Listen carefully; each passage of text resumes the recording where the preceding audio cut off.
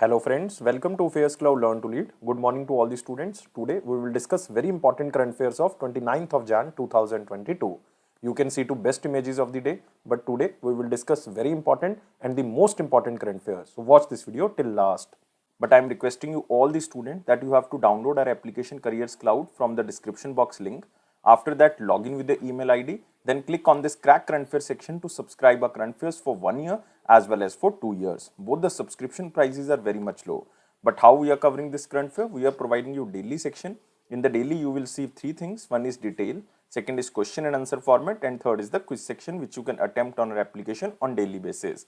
Next is the weekly section. Again, you will receive three things. One is detail, second is question and answer format, and third is the quiz section which you can attempt on our application on weekly basis. Most important section is the monthly, and we are providing four type of PDFs. One is detail, second is question and answer format, third is best 100 current affair that is also provided in the form of question and answer, and fourth one is pocket PDF. It means 2-liners and the 3-liners current affair will be provided to you so that you can revise these current affairs in quick format before your exam. But to enhance your performance further, we are providing 20 most important topic wise PDF. It means if you want to cover one particular topic, then you can use this topic wise PDF.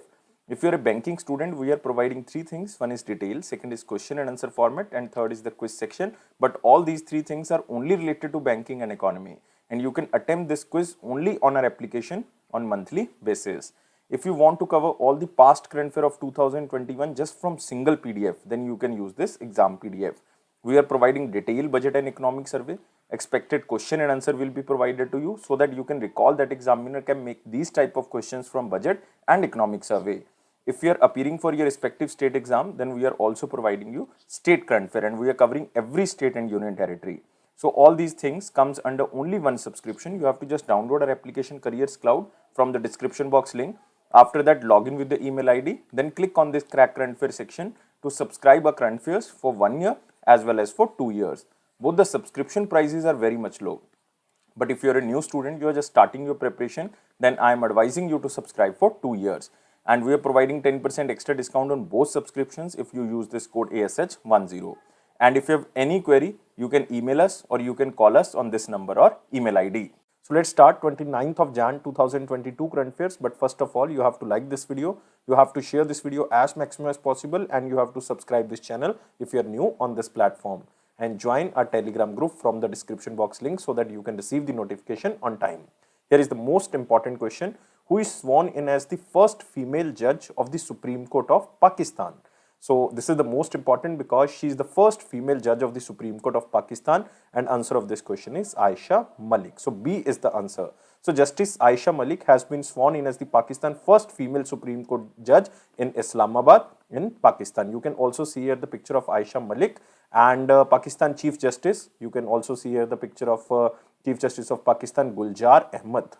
Guljar Ahmad administered the oath of office to the Aisha Malik. And you can also see here Justice Aisha Malik has served as the judge at the Lahore High Court, which is the second highest court in the judicial system for around 2 decades. It means 20 years. And she has been elevated from the Punjab Provincial High Court. And she has been serving at the Punjab Provincial High Court since year 2012. And according to Human Rights Watch, a very important human rights organization, global human rights organization, Pakistan is the only South Asian country that never had a female Supreme Court judge. And only 4% High Court judges of Pakistan are women. So very low percentage in Pakistan, but you have to remember the name is Aisha Malik. You can also remember the other appointments here. Like first you can see here Alka Upadhyay. Alka Upadhyay recently appointed as chairperson of NHAI, National Highway Authority of India. Next is Suman Sharma, again very important appointment. She was recently appointed as Managing Director of Solar Energy Corporation of India. Next is Vartika Shukla. She was appointed as the first woman chairperson and Managing Director of Engineers India Limited. Engineers India Limited. All the appointments are very, very important. Now we are moving to the second question.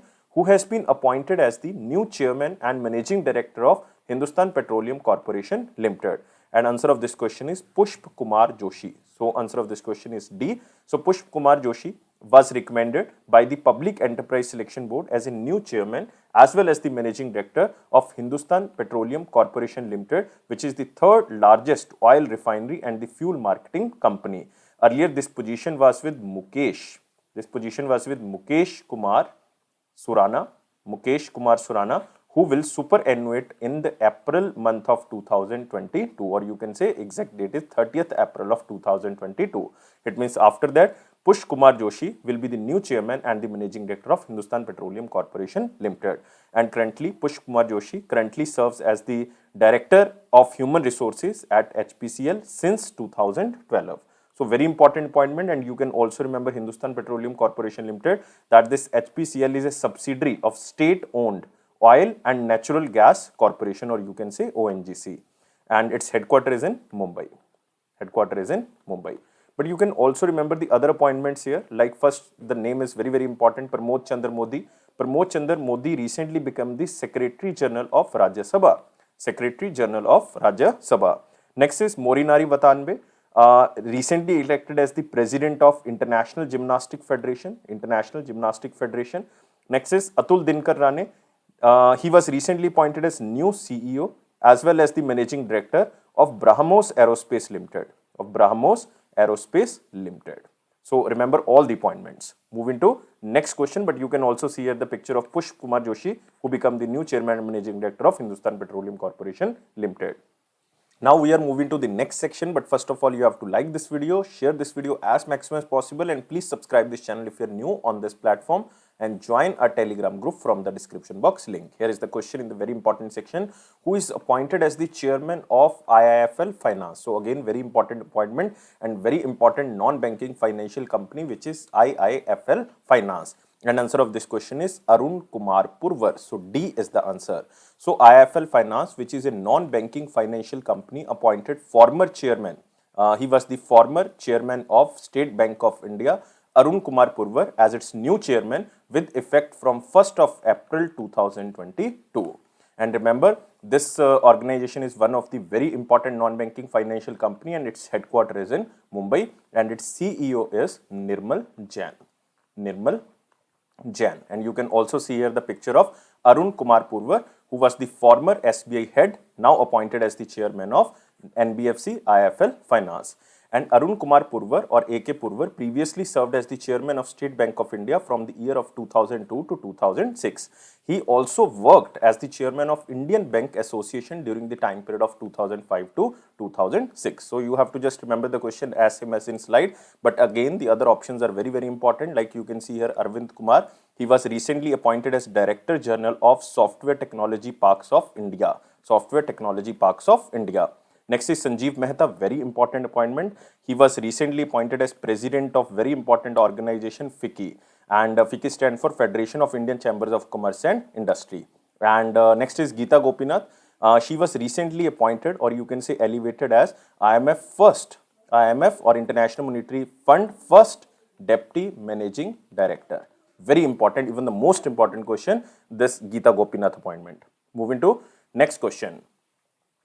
India's largest electronic vehicle charging station inaugurated at which place? So, National Highway for Electric Vehicles, or you can say NHEV, inaugurated India's largest electric vehicle charging station in the Sector 52 at Gurgaon or Gurugram in Haryana. So, examiner can ask the exact state, then it is Haryana, exact place is Gurugram. So, you can see here, it has 100 charging points for 4-wheelers. And you can also remember that out of 100 points, 72 units are the slow chargers and 24 units consist of fast chargers. And the station has opened with 96 chargers for the technical inspection for various certification compliance and the safety standards. So out of 100, total 96 are now working. And the station has been installed and operated by Electrify Private Limited, which is one of the electric vehicle charging station providing company. So just remember, this is Gurugram, and remember the question as same as in slide. Moving to next question. Who signed a MOU with TerraPay to enable real-time international payment? Again, this is very important question for the banking students. And National Payment Corporation of India international arm, which is known as NPCI International Payment Limited, or you can also remember exact NIPL. This is known as NPCI International Payment Limited. So answer of this question is B. This is the international arm of the National Payment Corporation of India, and this organization signed a MOU with the TerraPay, the Netherlands-based global payment infrastructure company, and it will benefit the Indian residents as well as the person of Indian origin or PIOs and Indian diaspora with convenient cross-border remittance experience. So you can see here TerraPay, which is a Netherlands-based global payment infrastructure company and National Payment Corporation of India, signed up to enable real-time international payments. So the partnership will allow Indians with an active UPI or Unified Payment Interface ID to receive real-time international payment into the bank accounts via TerraPay fully regulated, secure, scalable and efficient channel.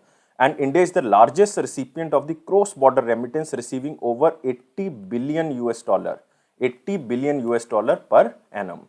And in December 2021, this National Payment Corporation of India International Payment Limited has tied up with the Western Union to enable real-time bank account payment in India.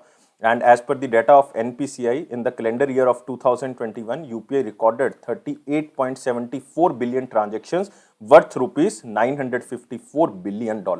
So this is very huge data which is recently cleared by NPCI or National Payment Corporation of India. And remember, NPCI created in the year of 2008 and its head is Dilip Asbe. Dilip Asbe. Now moving to next question.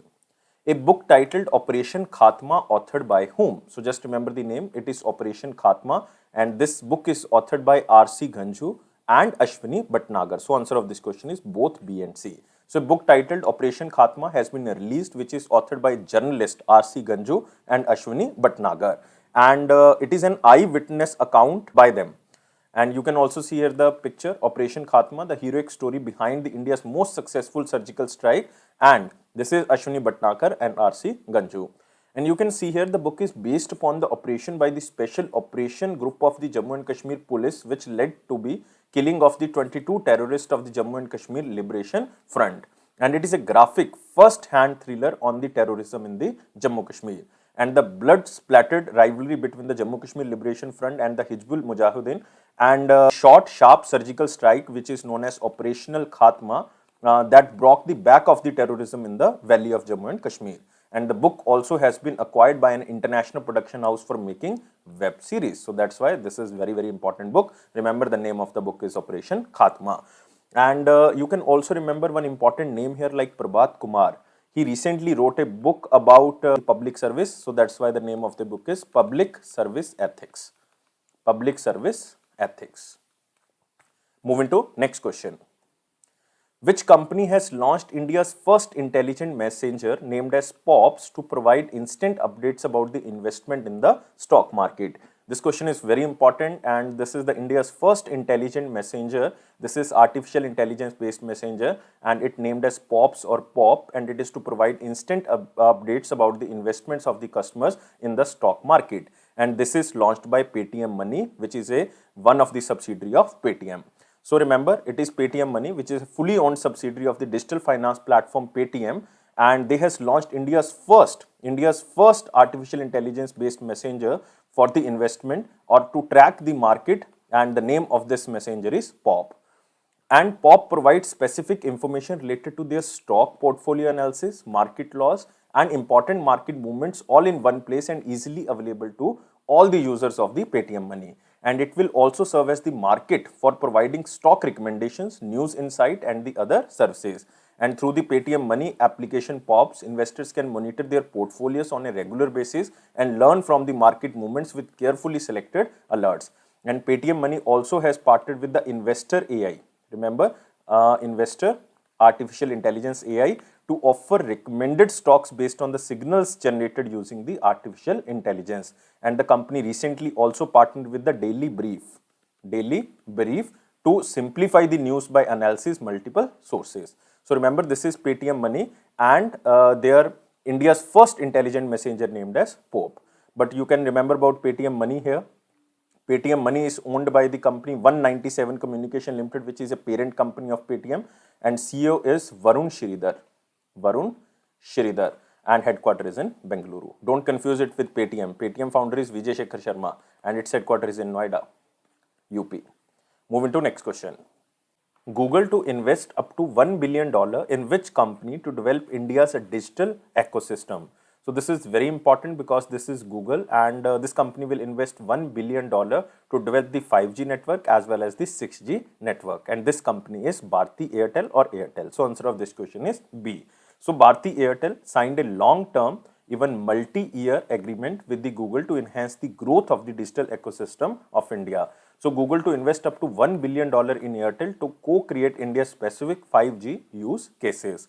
And the agreement also includes an investment of USD 700 million to acquire 1.28% in the Bharti Airtel at a price per share of rupees 734. And if, as a part of the strategic goals of the agreement, Airtel as well as Google will co-create India-specific network domain use cases for the 5G and other standards with cutting-edge implementations. And as a part of this commercial agreement, both the companies will work on building Airtel extensive offerings that cover a range of Android-enabled services to consumers via innovative affordability program. And both Airtel and Google will focus on developing the cloud ecosystem in India to accelerate their digital transformation. And remember about this Bharti Airtel, its headquarters is in New Delhi and its chairman is Sunil Bharti Mittal. Moving to next question. Who hosted in first India Central Asia Summit 2022? So this is the first India Central Asia Summit, and this is hosted by Prime Minister Narendra Modi. So answer of this question is C. So Prime Minister Narendra Modi hosted India's first India Central Asia Summit 2022 in a virtual format, and with the president of 5 Central Asian nations. One is Kazakhstan, second is Kyrgyzstan Republic, third is Tajikistan, fourth one is Turkmenistan, and fifth one is Uzbekistan. And Prime Minister Modi specially highlights India's growing cooperation with the Central Asian countries as a part of its extended neighborhood. And the summit also the first engagement of its kind between both the sides at the level of the leaders, you can say, coincided with the 30th anniversary of the establishment of the diplomatic relations between them. So to make it clear that cooperation between India and the Central Asia is essential for the regional security and the prosperity. Even all the leaders agreed to institutionalize the summit mechanism by holding it every 2 years. It means it will be hosted after every 2 years. And an India and Central Asian Secretariat in New Delhi will be set up to support the new mechanism. And discussions were held to overcome the lack of land connectivity between India and Central Asia landlocked countries.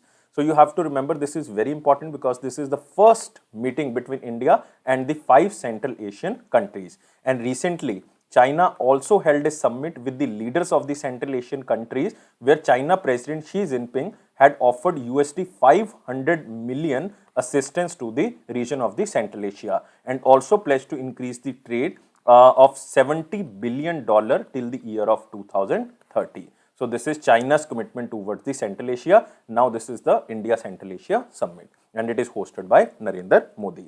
And remember about Central Asia, total 5 countries are there. We already covered this point. And Kazakhstan is the largest country of the Central Asia, and even Kazakhstan is also the main oil producer in the region, which is followed by Turkmenistan and Uzbekistan. And largest lake of Central Asia is Lake Balkhash. Lake Balkhash is situated in Kazakhstan. So Kazakhstan is very important country for the Central Asia. Moving to next question. Recently included advanced light helicopter MK3 aircraft is manufactured by which company? So this is very important, and this aircraft is manufactured by Hindustan Aeronautics Limited. So answer of this question is A. So this aircraft is manufactured by Hindustan Aeronautics Limited in order to boost the security of Andaman and Nicobar. So you can see here, HAL made MK3 aircraft inducted at INS Utkarsh boost to Atmanirbhar Bharat or self-reliant India. So indigenously advanced light helicopter MK3 aircraft was formally inducted at INS Utkarsh at Port Blair, Andaman Nicobar, to boost the maritime security, especially the area of Andaman and Nicobar. And this advanced light helicopter aircraft has a glass cockpit, Shakti engines, advanced maritime patrol radar, electro-optical payload, and night vision device, which helps in maintaining India's maritime security. And the aircraft is also capable of undergoing maritime surveillance and support for the special forces, medical evacuations, and also search and rescue roles. and about 300 aircrafts have been delivered by Hindustan Aeronautics Limited, and among them this MK3 variant is a maritime role variant with state-of-art sensors as well as weapons. And Hindustan Aeronautics Limited also producing choppers, out of which 4 choppers will be produced in the initial phase, where 2 choppers will be inducted in the Indian Army and 2 choppers will be inducted in the Indian Air Force. So that's why this organization, Hindustan Aeronautics Limited, is very important. Its parent organization is Ministry of Finance. Its headquarters is in Bengaluru. And who is the managing director and chairman? Chairman and managing director is R. Madhavan. R. Madhavan. Moving to next question.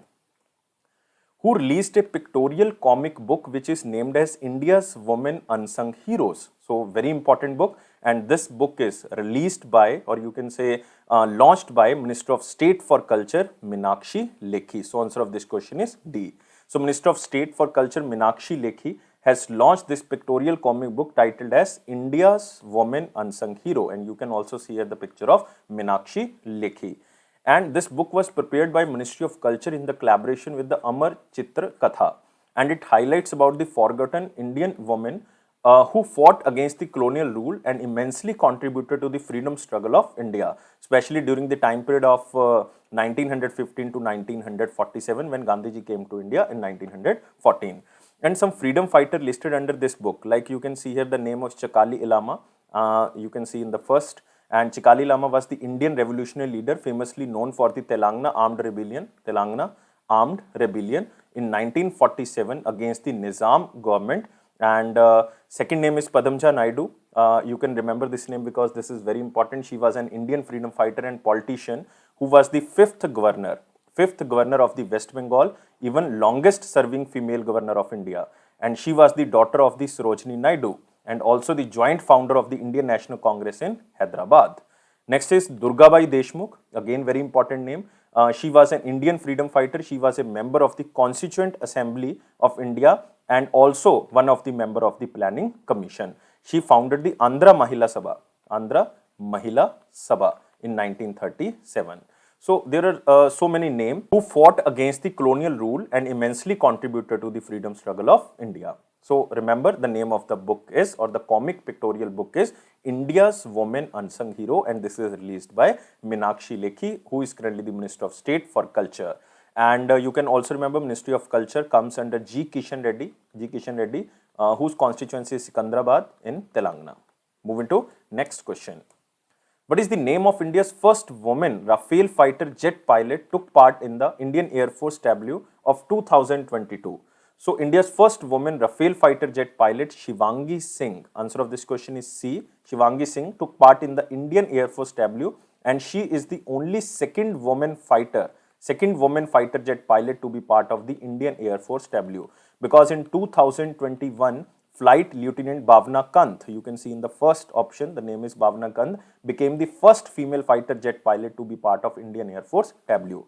And India recently celebrated 73rd Republic Day on 26th of Jan 2022 with the annual parade held at Rajpath, New Delhi, showcasing the nation's culture diversity with a series of tableaux and the culture performances. So you can see here, fly past and the state tableaus mark Republic Day celebration at the Rajpath. And the Republic Day parade witnessed the biggest fly past with the 75 aircraft of the Indian Air Force. And the number of tableaux in 2022 was reduced to 21, and states and union territories presenting 12.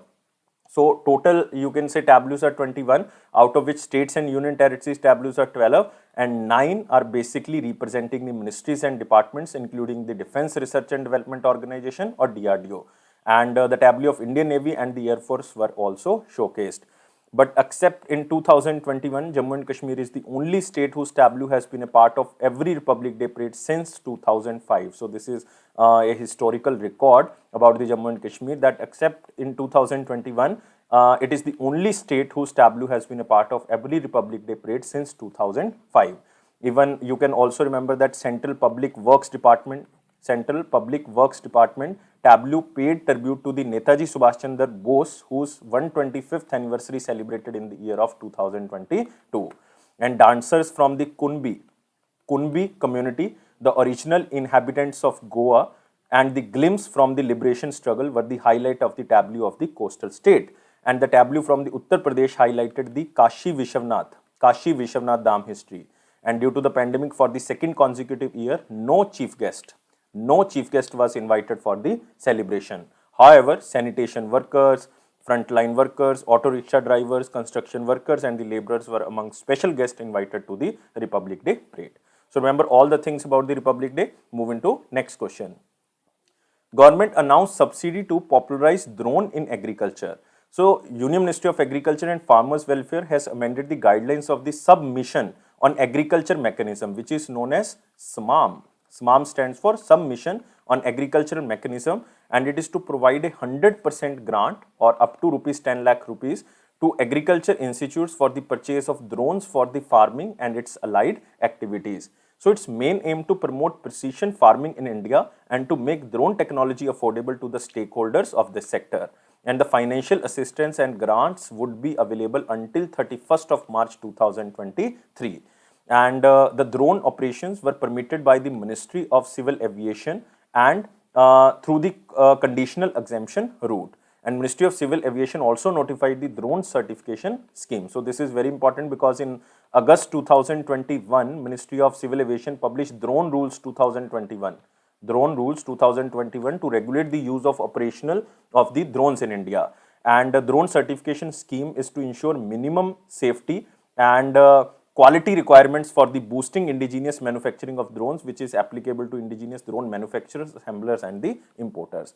So remember about Union Ministry of Agriculture and Farmer Welfare. Union Ministry is Narendra Singh Tomar ji, constituency is Morena in Madhya Pradesh. And Ministry of Civil Aviation comes under Jyotiraditya Scindia ji and currently member of Rajya Sabha from Madhya Pradesh as well. Moving to next question. So here is the important question section. You have to like this video, share this video as maximum as possible, and please subscribe this channel if you are new on this platform and join our Telegram group from the description box link. Here is the question. Faarms. This is a very important, you can say, agri-technological startup. Partner with which insurance company to offer insurance to the farmers? And this company is Reliance General Insurance Limited. So answer of this question is B. So Faarms, which is an agri-technological startup, partners with the Reliance General Insurance Company Limited and introduce customized digital insurance solutions for the rural population, especially the farmers. And the partnership will enable the farmers and the individual from the rural areas to easily assess and choose from a range of health and the cattle insurance on the Faarms application, through their smartphones. So you can assess Reliance General Insurance schemes on the Faarms application. So we are talking about Reliance General Insurance Company. Its headquarters is in Mumbai. Executive Director and CEO is Rakesh Chan, but it is not important. You can just read this. You can also see here Faarms, which is an agri-technological startup, partners with the Reliance General Insurance Company to offer insurance to the farmers. Next, we are moving to the one-liner important point. Here is the first point. India and Philippines signs USD 374.9 million, or you can say $375 million deal for the BrahMos missile, because Philippines is the first country who purchased BrahMos missile from India. So that's why there is a deal, $375 million deal with the BrahMos Aerospace Private Limited for the supply of shore-based anti-ship variant of the BrahMos supersonic cruise missile, a joint product of India as well as Russia, and it will be the first export order for this missile. Remember, Philippines is the first country who purchased BrahMos missile from India. Next, government announced subsidy to popularize drone in agriculture. 100% grant will be provided up to rupees 10 lakh. We already covered this question. Justice Aisha Malik sworn in as the first female judge of Pakistan Supreme Court. Again, we covered this question. Next, Malaysia's Air Asia renamed its listed holding company to the capital A. So this will be the new name of this airline. So Air Asia Group Berhad, based in Malaysia, has renamed its listed holding company as Capital A Berhad or Capital A, to highlight the diversity of Air Asia's business portfolio and its aim to grow in the non-airline revenue. So the new name Capital A reflects the group's core business and its future undertaking as the rapid digital transformation takes shape. So just remember or just read this line. Next, IIFL Securities partnered with the Alpha Niti for the stock market investors. Again, not important question, but remember, Alpha Niti is a financial technological company partnered with the India Infoline Securities Limited, which is IIFL Securities, to allow investors to invest and trade in the stock offerings. And main aim is to allow direct investment by offering high quality products at affordable cost through a big data, deep domain expertise as well as technology for both India and the US market across multiple asset classes. And you can also remember the customers of IIFL Securities can invest and trade in the Alpha Nitis with wide range of offerings such as its unique single stock recommendation engine for the Indian market. Again, just read this tie-up, IIFL Securities as well as Alpha Niti. Next is Google to invest up to $1 billion in the Airtel to develop India's digital ecosystem, especially the 5G technology. Already covered this point in detail. Moving to the 28th of Jan 2022 question. Question was very simple. The Board of Financial Supervision Board member were appointed for how much time period? So the primary objective of this Board for Financial Supervision is to undertake consolidated supervision of the financial sector comprising commercial banks, financial institutions as well as non-banking financial companies. And the board is constituted by co-opting 4 directors from the central board as members for a term of 2 years. And it is chaired by the governor. We already covered in the last video. So now we are moving to the question of the day. Question of the day is very simple. Now stands for. So what is the meaning of now in the banking and economy? So you have to tell me only in the comment box. Read the options carefully, but you have to like this video, share this video as maximum as possible, and please subscribe this channel if you're new on this platform, and join a Telegram channel from the description box link and press this bell button so that you can receive the notification on time. It is Affairscloud promise that it will boost your confidence in the general awareness section. Don't take life so much serious. Life is fun. Always be happy like this smiley. Thank you guys. Take care and bye-bye.